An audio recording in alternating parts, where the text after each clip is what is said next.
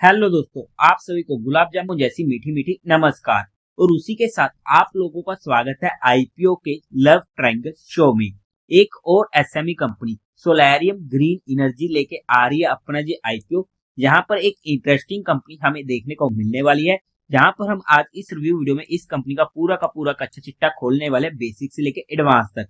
अगर मैं स्टार्टिंग में इसमें अपने पर्सनल डिसीजन की बात करूं तो एक इंटरेस्टिंग आईपीओ देखने को मिलने वाला है, बट फिर भी मेरा आज के दिन कोई भी फाइनल डिसीजन नहीं है, क्योंकि किस तरीके से रहेंगे एक्सटर्नल फैक्टर और किस तरीके से रहेगा मार्केट का मूड मोड, उसके बेस पर जो भी मेरा फाइनल डिसीजन बनेगा वो मैं आप लोगों को टेलीग्राम चैनल पर अपडेट कर दूंगा। लिंक आपको डिस्क्रिप्शन में मिल जाएगा। बट फिर भी आप लोग एक बार इस वीडियो को देख लीजिएगा, समझ लीजिएगा, फिर अपने रिस्क रिवॉर्ड रेशियो और माइंडसेट के अकॉर्डिंग अपने फाइनेंशियल एडवाइजर से कंसल्ट करके कोई फाइनल एक्शन बनाइएगा।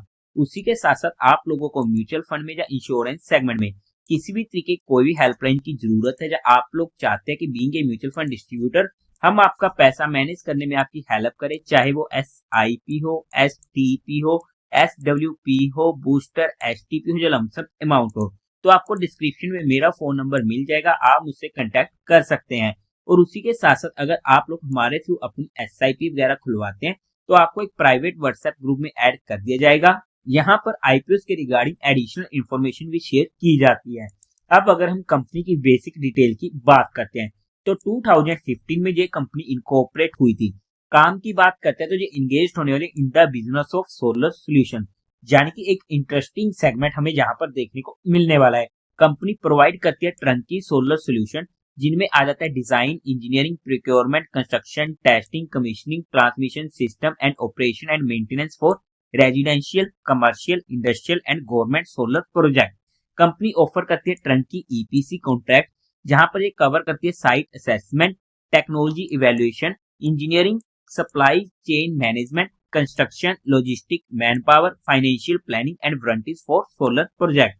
कंपनी के बिजनेस मॉडल की बात करते हैं तो वहां पर मेनली कंपनी का बिजनेस मॉडल दो पार्ट्स में डिवाइड हुआ है, जिनमें पहला आ जाता है turnkey solution for solar project, जिनमें कंपनी प्रोवाइड करती है residential rooftop solar installation, C and rooftop and ground mounted project and government tenders for various renewable energy system, जिनमें hybrid solution and grid connected installation include हो जाते हैं। Second, sale of solar product, जिनमें company supply करती है solar products को, जिनमें आ जाते हैं PV module, inverter, ABT meter. In short company का काम और सेगमेंट काफी अच्छा सेगमेंट हमें देखने को मिलने वाला है। और कंपनी ने कंप्लीट कर चुकी है 11,195 residential, 172 commercial and industrial, 17 government solar project in past 3 year. As of September 30, 2024 company का 253 एम्प्लॉयज होने वाले हैं।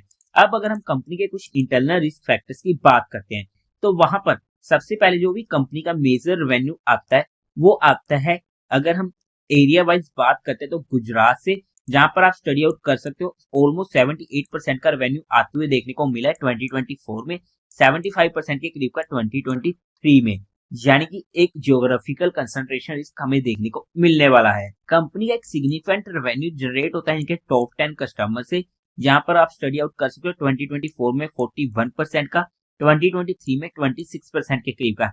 ऐसे ही टॉप कस्टमर से जो इनका टॉप कस्टमर होने वाला है 21% का 2024 में, 5% के करीब का 2023 में। और ऐसे में कोई भी इनका मेजर क्लाइंट इनसे नाराज होता है, किसी भी तरीके की तू मैं होती है, तो उसका इम्पैक्ट हमें कंपनी के ऊपर देखने को मिल सकता है। सिमिलरली अगर हम सप्लायर्स की बात करते हैं, जहां से कंपनी अपना रॉ मटेरियल्स वगैरह मंगाती है, तो टॉप 10 सप्लायर से हमें देखने को मिला है 58% के करीब का 2024 में, 62% के करीब का 2023 में।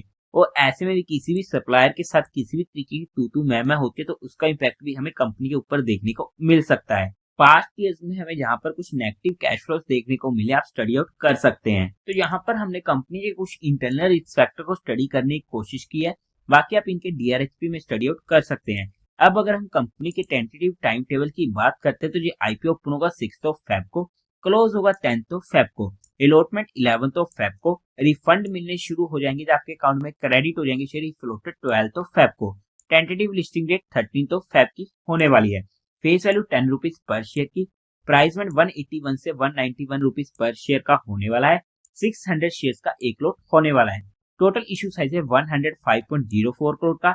एक अच्छे साइज का एसएमई आईपीओ देखने को मिलने वाला है, जो पूरा का पूरा होने वाला है फ्रेश इशू बीएसई के एसएमई पोर्टल पर जो आईपीओ लिस्ट होने वाला है।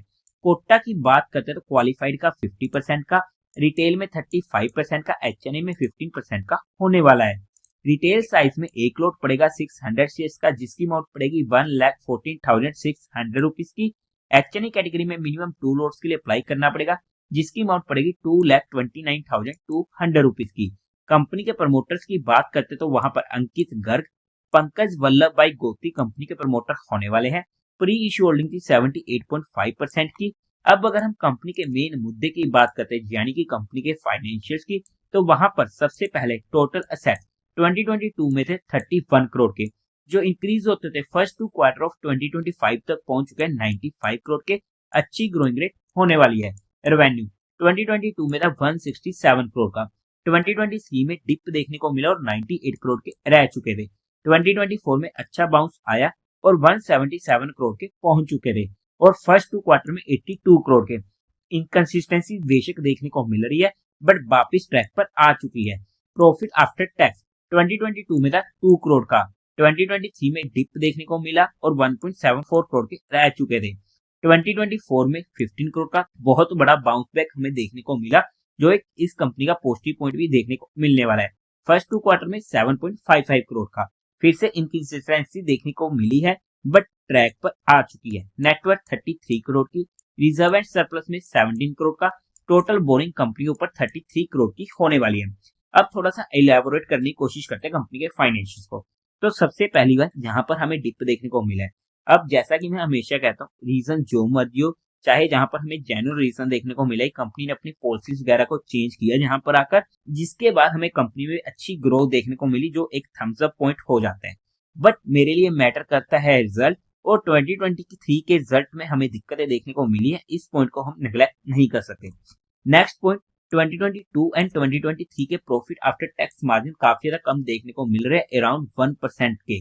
बट 2024 में काफी अच्छा बाउंस बैक आया प्रॉफिट आफ्टर टैक्स मार्जिन में, जो वहां पर 10% के करीब का पहुंच चुका है। Another positive point. अब अगर हम ओवरऑल में फाइनेंशियल्स की बात करते हैं, एज पर ग्रोथ काफी अच्छे फाइनेंशियल हम जहां पर बोल सकते हैं, क्योंकि जिस तरीके से 2024 में इंक्रीज देखने को मिला है, ग्रोथ देखने को मिली है, उसकी वजह से हमारे मन में शंकाएं भी आ जाती है कि आईपीओ आने से जस्ट पहले यहाँ पर हमें इतनी ग्रोथ देखने को मिली है, अब क्या ये ग्रोथ रियल में होने वाली है, सिर्फ कागजों कागजों में होने वाली है। बट जिस तरीके की ग्रोथ है, उस तरीके से काफी अच्छे फाइनेंशियल होने वाले हैं। बट अगर हम सभी फैक्टर्स को इंक्लूड करते हैं, तो वहां पर ओके टू स्लाइटली पॉजिटिव हम कंपनी के फाइनेंशियल्स को बोल सकते हैं। अब अगर हम बात करते हैं कंपनी के ऑब्जेक्टिव की, क्यों आ रहा है जी आईपीओ, तो वहां पर इनको वर्किंग कैपिटल की रिक्वायरमेंट है, and second general corporate purpose. Fundamentally basis पर कंपनी को चेकआउट करने की कोशिश करते हैं, तो मार्केट कैपिटलाइजेशन है 398.23 करोड़ की, आरओई 124% का जबरदस्त है, आरओसी 54% का जबरदस्त है, डेट टू इक्विटी रेशियो 1.51 का काफी ज्यादा होने वाला है, जो हमारे लिए अनदर नेगेटिव पॉइंट हो जाता है।